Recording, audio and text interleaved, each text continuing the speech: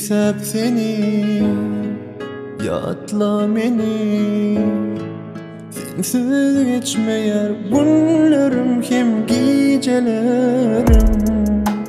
Ağlayar sessiz yüreğim. Senin keşfin hiç gözümden gitmeyer.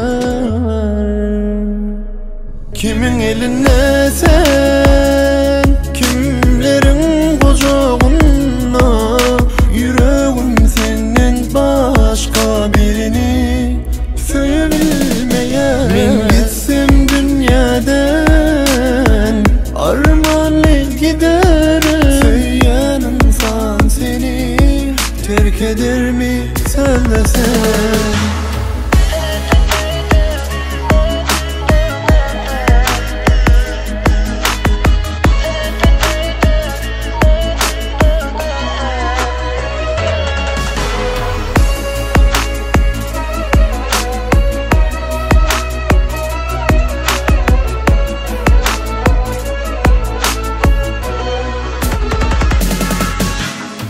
Her günüm sensiz geçer, yürüp seni uyuyabilemem.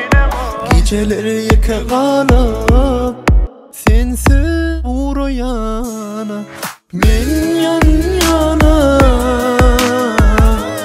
yan yan. Senin keşfin hiç gözümden gitmeyer.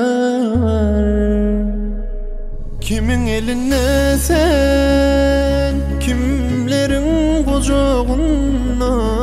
Yüreğim senin başka birini sevilmeye. Ben gitsem dünyadan armağanla giderim. Söyleyen insan seni terk eder mi söylesen? Kimin eline sen, kimlerin kucağında.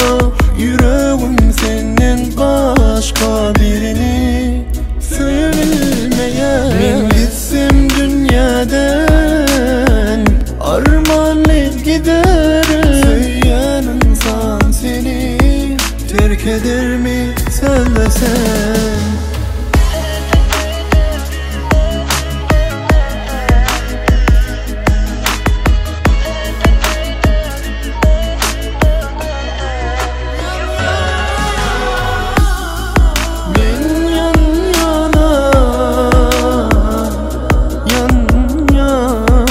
Senin keşfin hiç gözüm